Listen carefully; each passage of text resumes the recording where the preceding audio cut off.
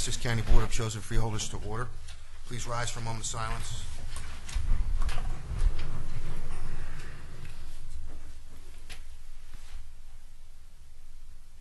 And salute the flag, please. I pledge allegiance to the flag of the United States of America and to the republic for which it stands, one nation, under God, indivisible, with liberty and justice for all. Notice of this meeting pursuant to the Open Public Meetings Act, NJSA 10:4-10, has been complied with and shall be entered into the minutes of this meeting. Roll call. Freeholder Barrett Vellante. Here. Freeholder Delina. Freeholder Polos. Here. Freeholder Rios. Freeholder Tamaro. Here. Freeholder Valenti. Here. Freeholder Director Rafano. Here. At this time, Director Rafano would like to read a statement. Thank you, Margaret. It is during times of greatest challenge that the true nature of a person is often revealed. In speaking with our residents and witnessing firsthand the hard work, the dedication, and the spirit of giving that has unfolded in Middlesex County since Hurricane Sandy hit land, it is quite evident that the people of Middlesex County are strong, resilient, and that they're ready to help their families, friends, neighbors, and even people they don't know. We are blessed to have hundreds upon hundreds of dedicated first responders who put themselves in harm's way to keep the rest of us safe. We have emergency management professionals and volunteers at the county and municipal levels who worked hours on end to help fill the needs of the public, whether it was securing generators, setting up shelters, relaying urgent messages, or answering a myriad of calls for help. We had thousands of volunteers to hand out water and ice, who donated goods, who gave of their time to help others. We had county employees who ensured that hot meals were delivered, that transportation services were provided, that the election process went smoothly, that roads and bridges were safe to traverse, and that Middlesex County could continue its mission to serve the public. And I especially want to thank our department heads and their staff for really stepping up to the plate. As you know, the county is made up of 25 unique municipalities, some rural, some suburban, others urban, but all of them dedicated to the people who live here. We have always benefited from a strong partnership with our municipalities. Through these difficult times, these partnerships were strengthened. We worked together to assist each other and all our residents in the days following the hurricane. We worked closely together with the New Jersey State Office of Emergency Management, the State Police, and Federal Emergency Management Agency professionals to get help where it is needed. We are also blessed to be the home of Rutgers University, which opened a regional shelter at its Livingston campus and whose police department assisted with various needs.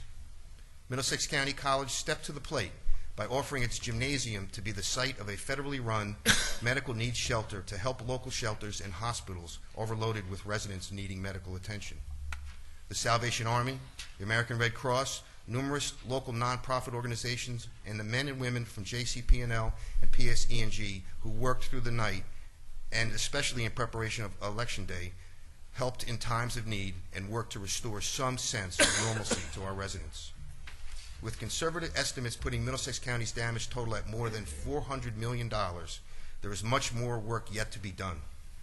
I anticipate that our county and municipal employees, our residents, our volunteers, our emergency responders, law enforcement, and nonprofit organizations will continue to work together to rebuild the county and to rebuild the lives and livelihoods of our residents and business owners. We must rely on each other to get through these challenging times. As an elected official, I am often called upon to speak at events. Many times I list the county's assets and its strengths when illustrating why Middlesex County is the great county that it is. But it is not the number of Fortune 500 companies that are headquartered here or our geographic location that makes this a great place to live. It is the 810,000 people who live here, raise their families here, who are educated here, and who give back to one another. My deepest appreciation and thanks goes to every person who helped in ways big and small.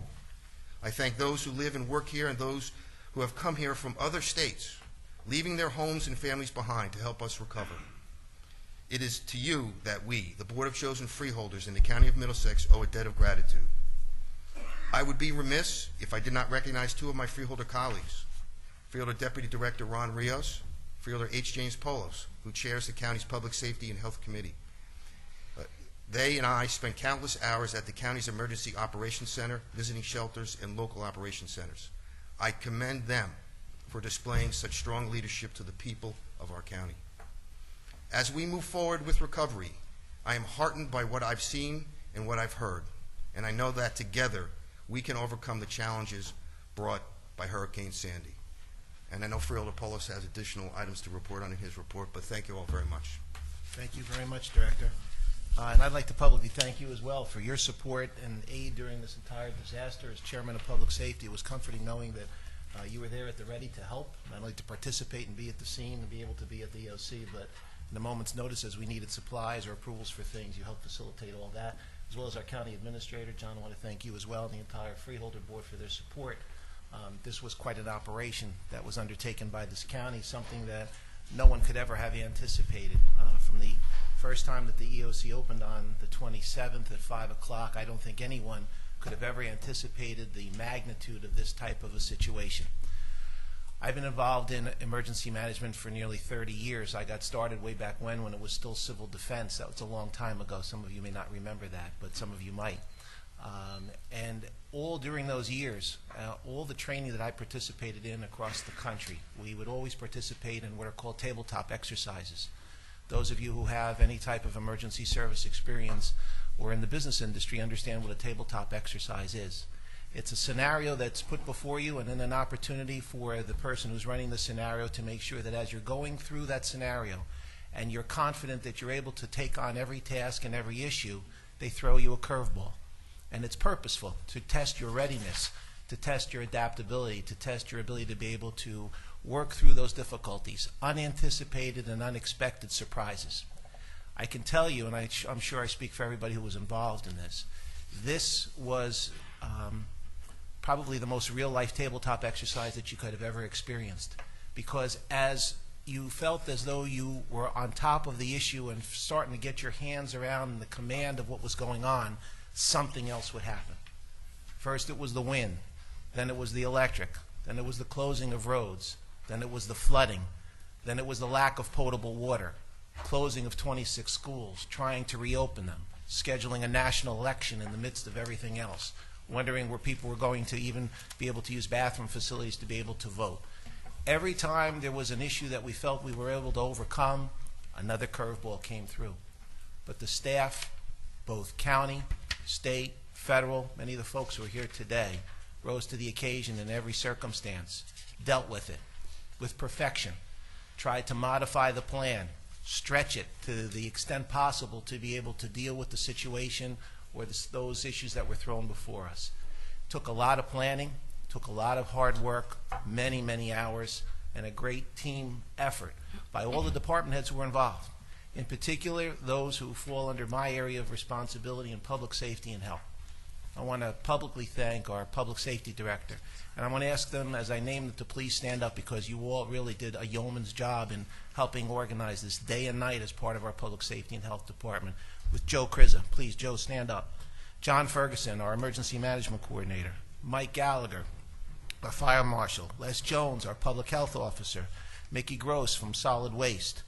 Billy Deinzer from our Weights and Measures department. Dave Campion from our road department, handling all the emergencies outside. Our warden, who helped provide service and staff and personnel.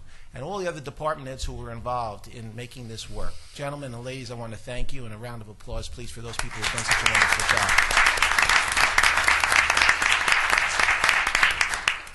There are a lot of numbers that you're going to hear about tonight. You're going to hear about the $400 million in damage that the Freeholder Director spoke about, the 4,000 houses that were damaged, the 70 to 100 houses which are probably inhabitable and never going to be able to be lived in again, the 500 businesses that were affected, the 3,500 cots that we had to distribute, thousands of blankets, 25,000 ready-to-eat meals that were distributed through our warehouse and hazmat facility, countless hours and man-hours of volunteer time preparing food, distributing goods, trying to distribute electricity through generators, portable generators, trying to obtain fuel, making sure that our emergency vehicles were able to stay on the road and be able to respond, dealing with a massive security issue, because not only do we have to deal with the issues of the regular crime that one would anticipate, but now closed streets, downed wires, dangerous conditions, post-incident looting potential, and so forth.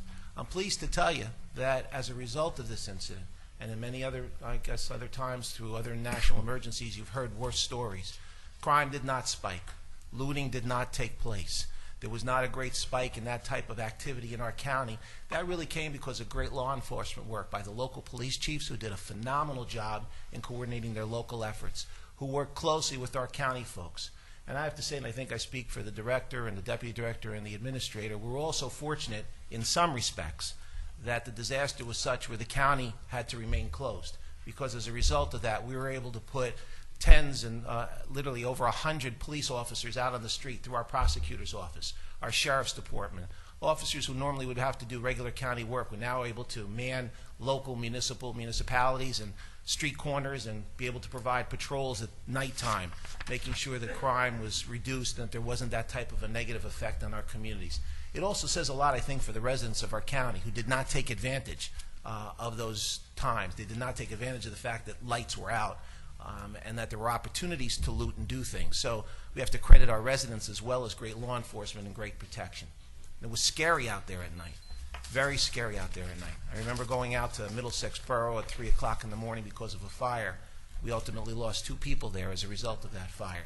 But to drive through an entire community like Middlesex Borough with not one light on is the eeriest feeling you could ever have in the middle of the night. Those residents lived in the darkness for days and days, as many residents did throughout the county.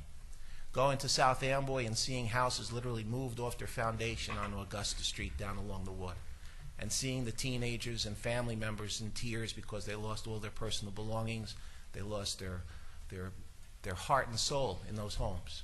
Very, very disturbing. Going to Sayreville and seeing the same type of disaster in Old Bridge and Woodbridge and parts of Carteret and all the communities that were affected.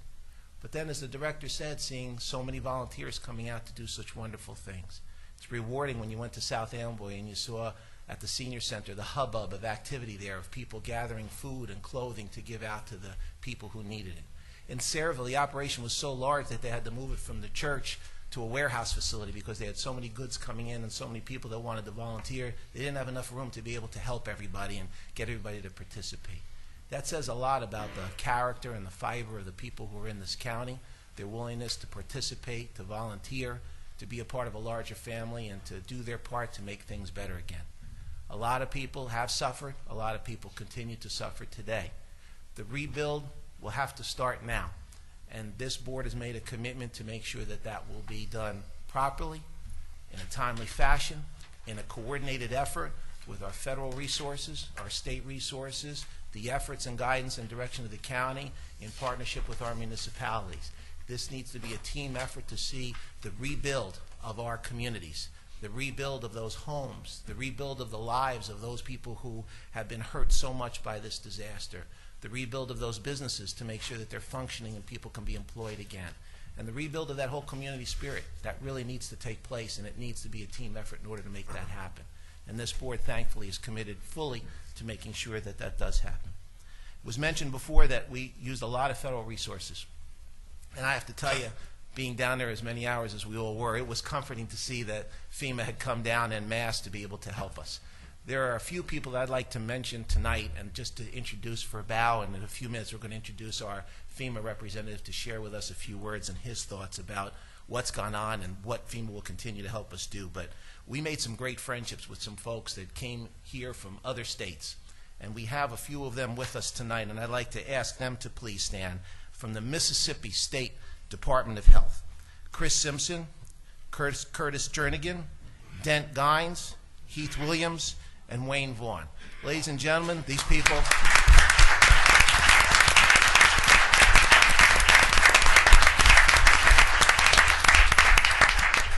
Gentlemen, I want to personally thank you for everything you did down there. Not only the professionalism that you brought as members of our incident management team, and what that means, ladies and gentlemen, is they come in to help our County Office of Emergency Management manage the incident, because these incidents are too large for any emergency management office to handle on their own. It says nothing about the quality or capability of our staff, like John and Helene, who did a wonderful job down there. It just says that they're too large to handle. They bring in a team, they bring in their computers, they bring in a whole system to help us manage the disaster. They worked countless hours ate cold sandwiches and oftentimes very little of anything else, and old coffee like all of us did. But they never, ever broke stride. They always did it with a smile. They did it with concern. They did it with compassion. And gentlemen, I can't thank you enough on behalf of Middlesex County for giving us 2 weeks of your lives here, and thank your families as well for allowing you to come up here and help us out. We thank you for that. I'd also like to recognize for a few remarks, and before I do that, I should mention, I guess we have a videotape to run. The Freeholder director mentioned our disaster medical assistance team. One thing this horrible disaster did, and we have to try to find what we can pull from it that is positive, and that is that it tested to the fullest extent the readiness of emergency management operations within Middlesex County. It also tested our ability to be able to tap into federal and state resources like we've never been able to do before. At some point during this disaster, a decision was made by our health officials to activate the disaster medical assistance team. It was the first time it was done in our county, and I'm not sure if it was the first time that it was done in the state, but certainly the first time that it was done in our county. What this means is that a federal team came in, a RDF, a Ready Deployment Force, came in within 24 hours or 12 hours and started to set up a full-service medical field hospital in our county college. I had the opportunity with the Freeholder director and the deputy director and others to tour this facility. It was an amazing facility to see, built and developed in a short period of time, and fully capable of handling medical emergencies that were brought to it from around the state. I think we have a 30-second clip to give you a flavor of what this facility was all about.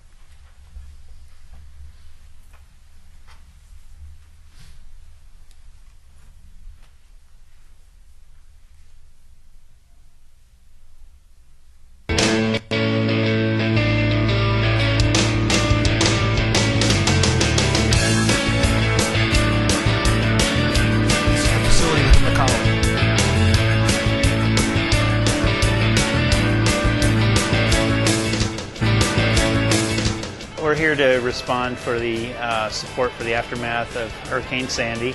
This is a medical shelter, and it's here because the county requested assistance from the federal government to open up the shelter. Without this site, the local shelters would not be able to take care of the patients who have medical needs, as well as the hospitals would not have a place for these patients to go.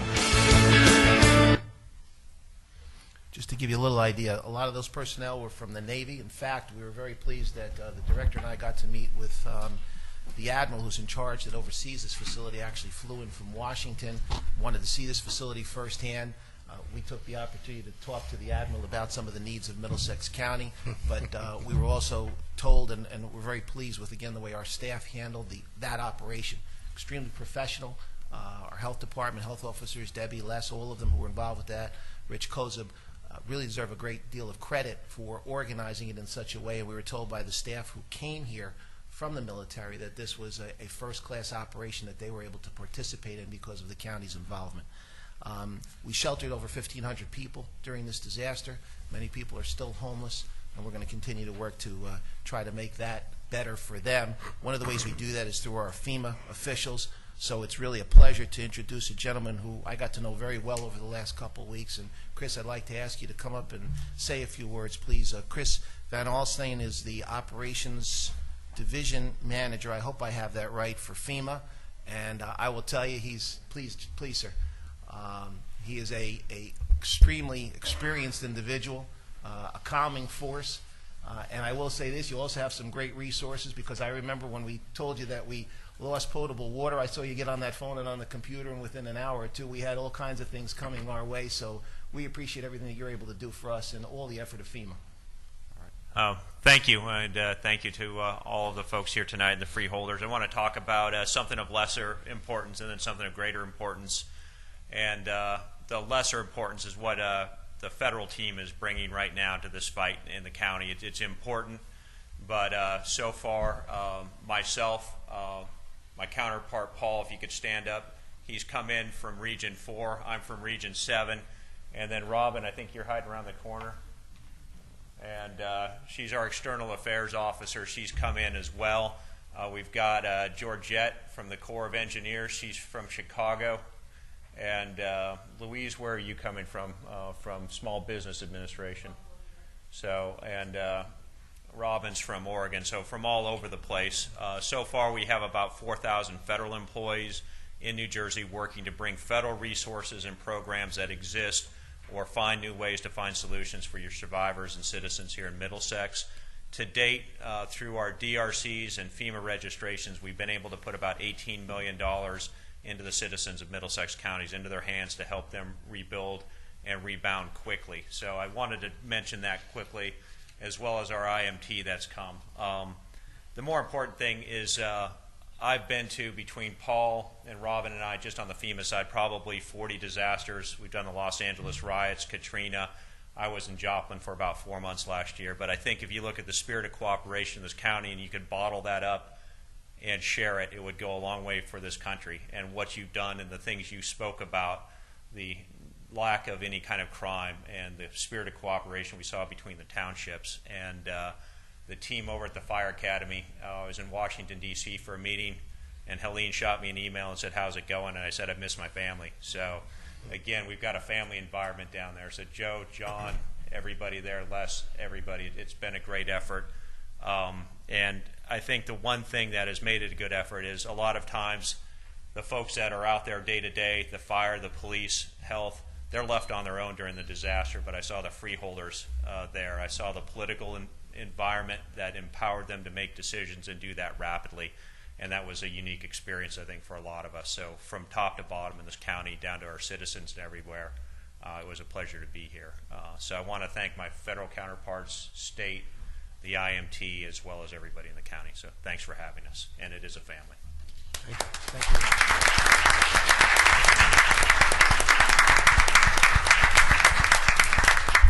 Director, there are a lot of people to thank. Obviously, a lot of them are not here this evening. I know we'll be thanking them at an appropriate time, but many members of our staff and teams who couldn't be here today all deserve a lot of credit. I want to thank all the department heads for their cooperation during this disaster as we were making requests and people were stepping up to the plate and working out of title and out of responsibility just to do whatever needed to be done. It really was a team effort, and we thank everyone for that. And again, to our residents, in closing, I will just say that we are committed to see this through to the end. It's almost kind of comparing a sprint to a marathon. The sprint is over with. We're through the emergency part. The marathon begins now, which is the rebuild. That will take a lot of time and a lot of attention, but I can assure you that this board will be there every step of the way to make sure that we get it done and we get it done right. Thank you, Director. Thank you, Freeholder. Proclamations. We have two this evening. First is recognizing November 2012 as Pancreatic Cancer Awareness Month in Middlesex County, and second is recognizing today, November 15th, as National Adoption Day in Middlesex County.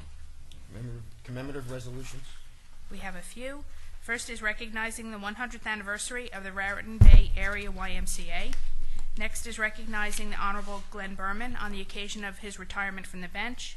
Next is recognizing Konstantin Katsifis of the Americana Hospitality Group, as he was honored by the Embrace Kids Foundation. And last is recognizing the following who have attained their Eagle Scout status: James Francis Highland III, Kyle James Watson, David Jack Toole, and Thomas Joseph Dubkowski of Boy Scout Troop 109 East Brunswick, and Benjamin Giano of Boy Scout Troop 523 in Colonia. I need a motion. Motion. Any second? Second. Motion by Freeholder Valente, second by Freeholder Tamaro. Roll call. Freeholder Barrett Belante, Yes. Freeholder Polos, Yes. Freeholder Tamaro, Yes. Freeholder Valenti, Yes. Freeholder Director Rafano. Yes.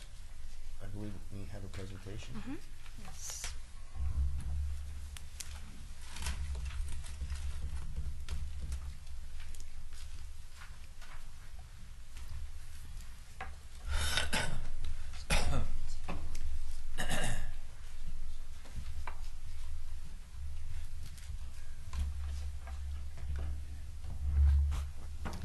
Good evening.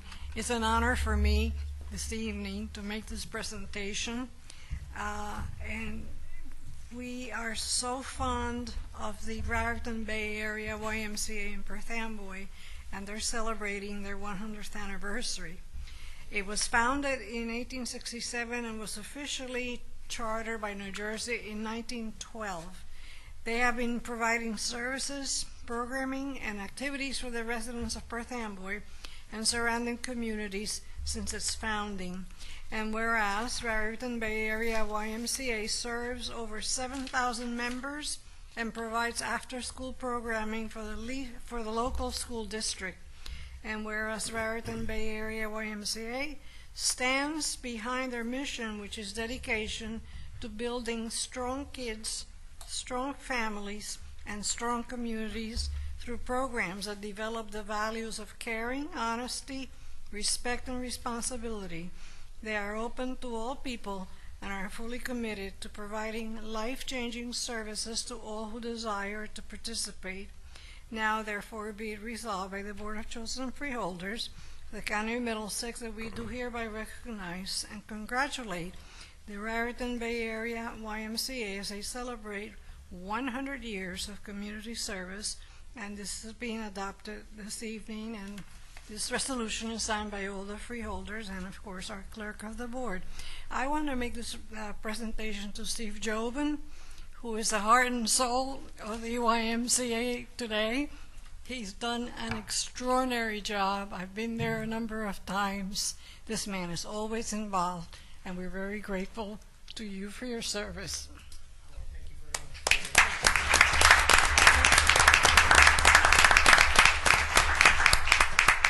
Just very quickly, on behalf of our volunteer board, Greg Ficara, who's a councilman in Woodbridge, is our board chair.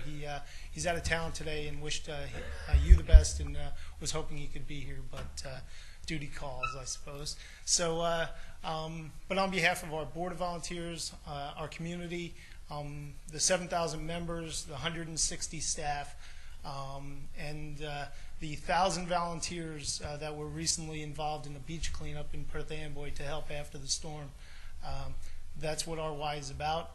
That's what all the Ys in the county are about. And we just want to simply say thank you to the board. You're welcome.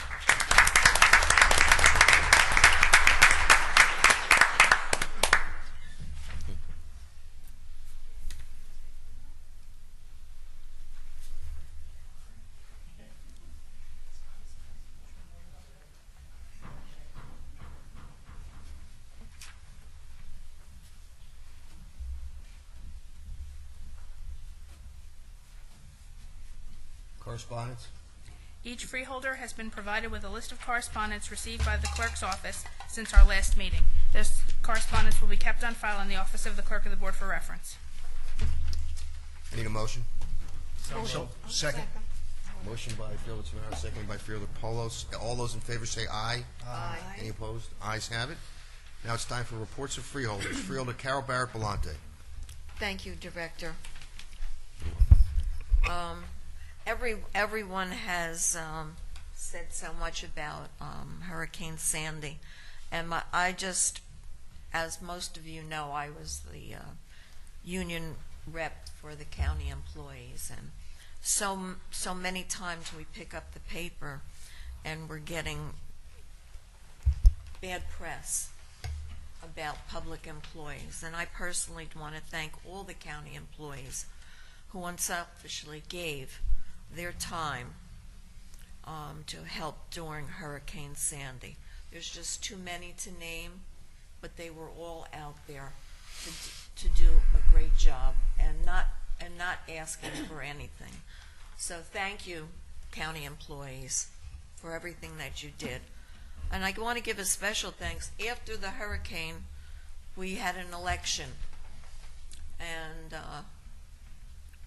I want to thank the county clerk's office, their staff, all the department heads, especially Peg Chester, clerk of the board, the election board, and the election board staff who worked so hard, who made it possible on election day, right after the storm, that every Middlesex County voter was able to vote, and that their vote was counted.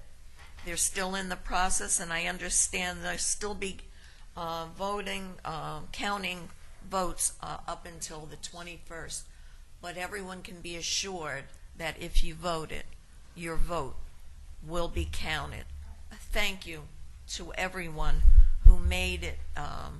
Really, we had no problem at all because of all the people who worked on election day. Thanks to everyone. That's my report. Thank you, Freeholder. Freeholder Charlie Tamaro. Thank you, Director. Of course, a lot has been said about the Storm Sandy, and I'm going to give you some information if you already haven't gotten it, and hopefully you have, about FEMA and our Disaster Unemployment Assistance and our Small Business Association Assistance. FEMA for homeowners, renters, businesses of all sizes, and some nonprofit organizations can register online anytime at disasterassistance.gov. That's disasterassistance.gov, or by calling FEMA at 800-621-3362. If you're unemployed and you need assistance because of the storm, or you're self-employed, residents or individuals who work in New Jersey can call 732-761-2020. That's 732-761-2020 for assistance if you're unemployed because of the storm. And you can also call our workforce development, former Freeholder Director Jane Brady, who was in charge over there, at 732-745-3970. That's 732-745-3970.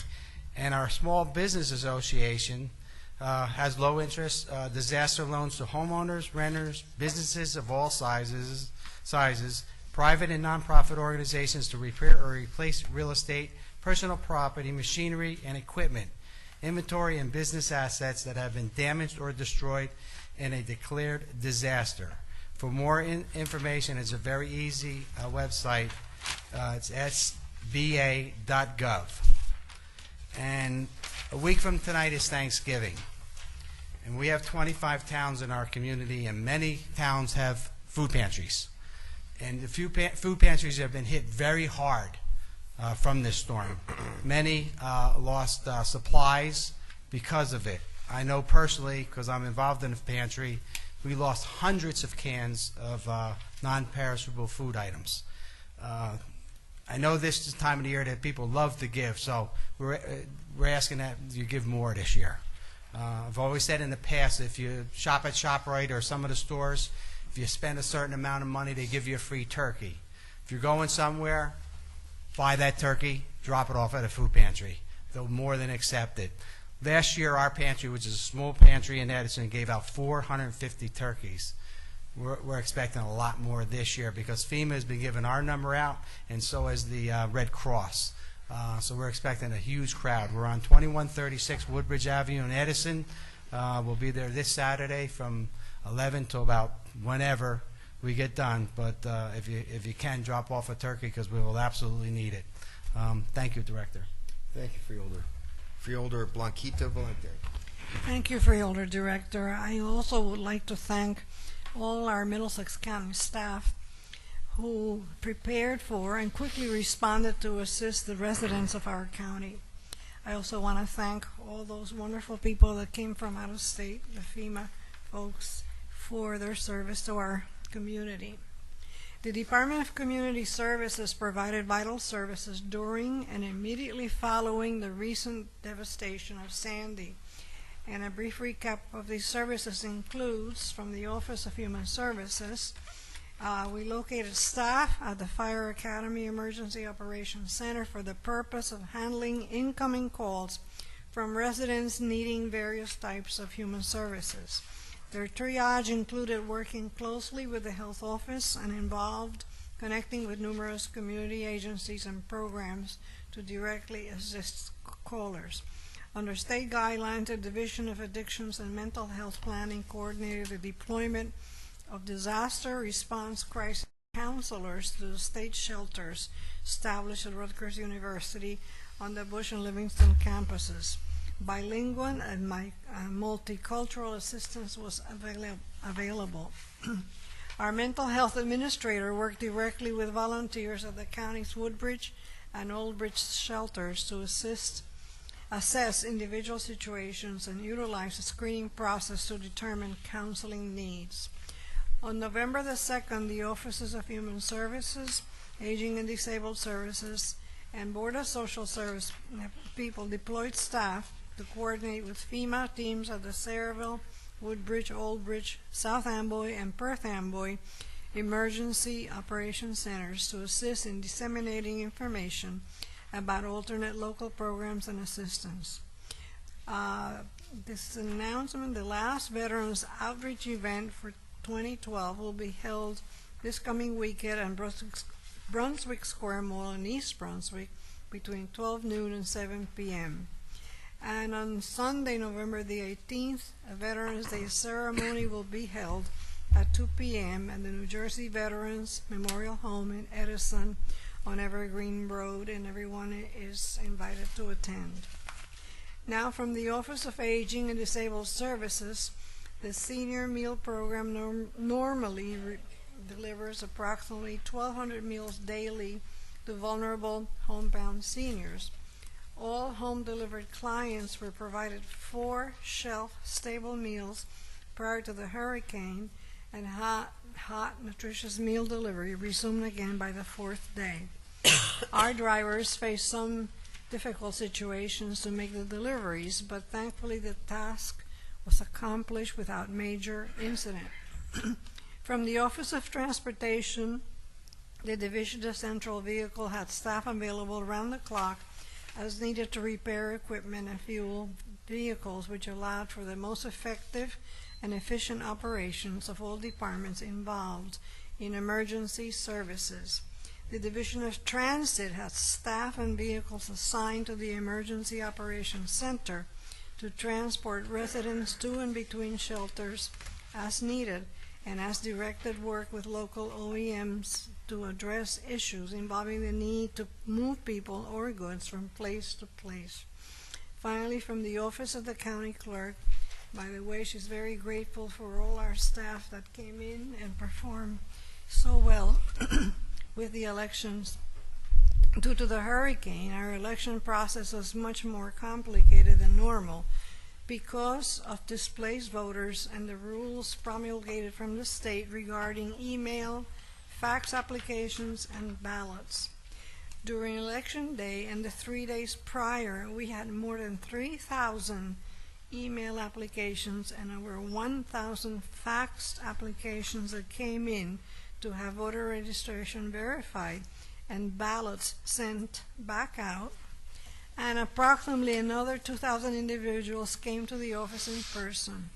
To ensure all voters had the opportunity to cast their ballots, our staff from the offices of the Clerk of the Board, and I know, Margaret, you were heavily involved for many hours, the County Adjuster, Transportation, Cultural and Heritage, Business Development, Information Technology, and Community Services assisted with the process. It was quite an operation, and that's the end of my report. Thank you, Freeholder. Mr. Kelso? Yes, Freeholder Director, excuse me, we have 3 resolutions proposed for addition to the consent agenda. Excuse me, the first would be to authorize payment in the amount of $95,395 to the Somerset County Prosecutor's Office as the 50% share of the cost for the Integrated Ballistics Identification System in accordance with Shared Services Agreement. The second would be to authorize acceptance of Hurricane Sandy Disaster National Emergency Grant in the amount of $319,927, comprising of participant wages $228,000, participant fringe benefits $62,529, supportive services $5,700, and administration $23,698 for the program year 2012 Workforce Development Area Contract, good through April 29, 2013. And then finally, a resolution to authorize an interlocal agreement with the Township of Woodbridge beginning November 21st, 2012 and ending November 20th, 2013 for the provision of food concession services at the Roosevelt Park Family Ice Skating Rink. And those resolutions would be in sequence 12-2077, 12-2078, and 12-2079. Thank you, Mr. Kelso. I need a motion to add them to the agenda. So moved. Second. Motion by Freeholder Valente, second by Freeholder Polos. Roll call. Freeholder Barabulante, Yes. Freeholder Polos, Yes. Freeholder Tamaro, Yes. Freeholder Valenti, Yes. Freeholder Director Rafano. Yes. Any resolutions to be amended? There are none. Resolutions to be held? There are none. Resolutions to be voided? There are none. At this point in time, I'd like to open the meeting up to the public on any discussion on resolutions on the agenda. Any discussion on resolutions on the agenda? Yes, sir, Mr. Stewart. Remember, there's a 5-minute rule.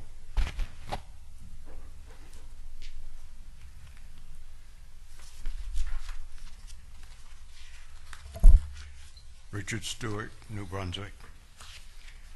I have an item here.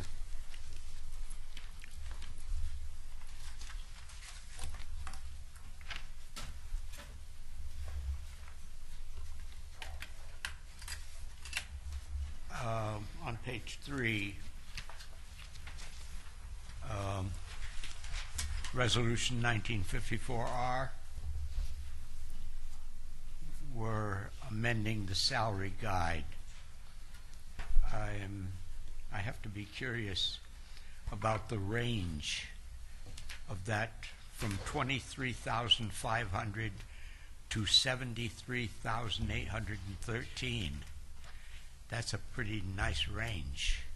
How would a person, if they came in at the 23 level, how long would it take them to get to the 73? Or could they be hired at 50,000, let's say? Yes. Essentially, this is a range set by the state that we are incorporating in our salary guide because of a position we need to fill within business development education. Obviously, the range varies based on both the experience, the scope of work, and the size of the organization. But in our case, the position that would be filled here would probably be on the lower end of the scale as a starting point. But again, it's set by the state, and we're just incorporating it. In order to fill that position, we need to use the state guidelines as far as the salary rate. But that doesn't... Someone moving through those ranks, again, it's really dependent upon the experience they bring with the job. And normally, the way it works within county government, it's based on usually the type of contractual increases that are received normally over a 4-year period. So they're not substantial moves. They're normally within the cost of living between 2% or less. Can I assume that the amount of work, graphic artist and public information officer, that work wouldn't provide somebody with a $50,000 range in a hurry? You know, I think what will happen now is once the salary guide is set, then it'll come through the normal attrition report, which will identify the salary, ultimately pay that individual. At that point in time, you'll see that it's commensurate with the work that's going to be done in that position. But this only sets the guide, but once you identify a person, it'll come back before the board for a vote. Thank you. Anybody else in the public? Hearing no more public comment, I move to close the public portion. Second. Motion by Freeholder Tamaro, seconded by Freeholder Valente. All those in favor say aye. Aye. Any opposed? Ayes have it. Does any freeholder have any item to be removed from the consent agenda? I do, Freeholder Director. Item 2032, Resolution 12, 2032. R. Anybody else? I'm the same one also, too, Mr. And Costa. I have 1979. 1979. Okay. Mr. Kelso? Yes, Freeholder Director, a motion would then be in order to adopt the consent agenda consisting of resolution numbers 12-1950 through 12-2079, excluding resolutions 12-2032 and 12-1979 to be voted upon separately. I need a motion. So moved. Second. Motion by Freeholder Polo, seconded by Freeholder Valente. Roll call.